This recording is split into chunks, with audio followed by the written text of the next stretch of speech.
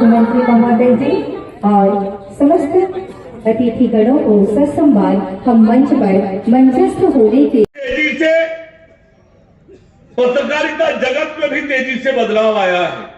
विशेषकर कोरोना काल के बाद प्रिंट मीडिया चलाना बहुत कठिन हुआ है। इस बीच सोशल मीडिया का जमाना, इलेक्ट्रॉनिक मीडिया का जमाना तो लगातार पत्रकारों के सामने एक चुनौती खड़ा कर रहा है।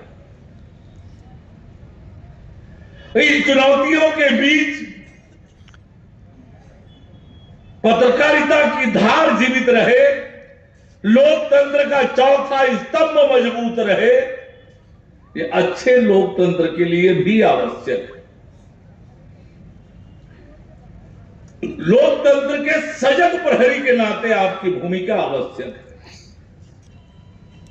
मैं आपकी कठिनाई, आपकी चुनौतियों के बारे में बखूबी समझ सकता हूं और इसलिए जब मैं पत्रकारों के बीच जाता हूं, इरशाद भाई जानते हैं मैं लगातार पत्रकारों के बीच रहना पसंद करता हूं। बहुत से अच्छे प्रकार के फीडबैक, अच्छी जानकारी, ये सब भी आपके माध्यम से मिलता है,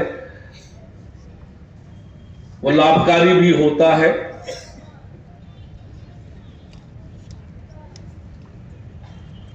और इन चुनौतियों के बीच काम करना, ऐसी चुनौतियों में काम करने,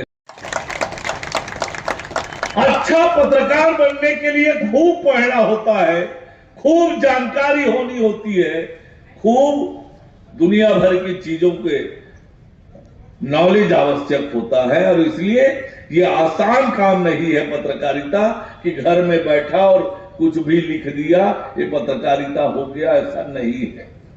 बहुत कठिन पत्रकारिता, इतना आसान नहीं है।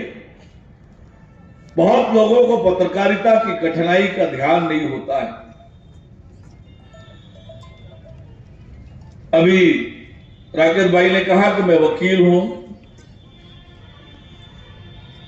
एक वकील को जिस प्रकार से सभी प्रकार के विषयों का ज्ञान होना पड़ता है, ज्ञान रखना पड़ता है अपने मुकदमे की पैरवी करने के लिए,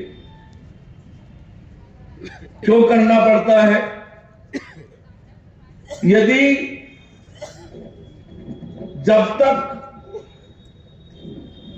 मुझे चिकित्सा का ज्ञान नहीं होगा, चोट के मामले में, हत्या के मामले में मैं अपने मुवक्किल का बचाव नहीं कर पाऊंगा। यदि मुझे इंजीनियरिंग की जानकारी नहीं होगी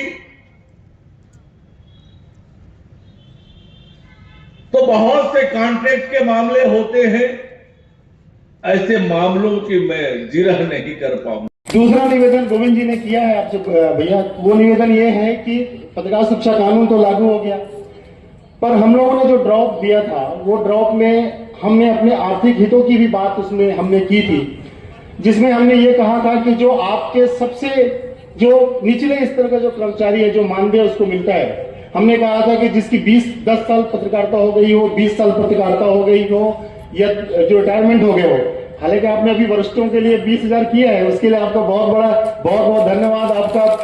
लेकिन वो इतने कम है जो आपने सिर्फ अधिमान्य लोगों के लिए बात कही है कि जो सिर्फ अधिमान्य होगा उनको ही ये बात मिलेगी। लेकिन आप भी जानते हैं कि 80% पत्रकार वो है जो बिना सैलरी के काम करता है, ले दे के अपनी जीविका चलाता है, ले दे के अपना अखबार छापता है, साप्ताहिक हो, दैनिक हो, ले दे के अपनी सारी बातें करता है। तो भैया आपसे निवेदन है कि अगर ये बात आप अगर आर्थिक पहलुओं को ध्यान रख के करें तो बहुत मेहरबानी होगी। उसी में एड ऑन करता हूं कि जो पत्रकार कल्याण निधि की जो हम लोग बात कर रहे हैं उसी के अंतर्गत आएगा। तो पत्रकार कल्याण निधि को 2 भागों में आप उसका संगठनात्मक रूप जो पदेनाध्यक्ष जिले में कलेक्टर को बना दे और ब्लॉक में जो वहां का जो सक्षम अनुभागीय अधिकारी हो उसको अध्यक्ष बना दे, जिससे कोई भी पत्रकार का मामला अगर ब्लॉक लेवल का हो, तहसील लेवल को हो तो वहीं चले जाए।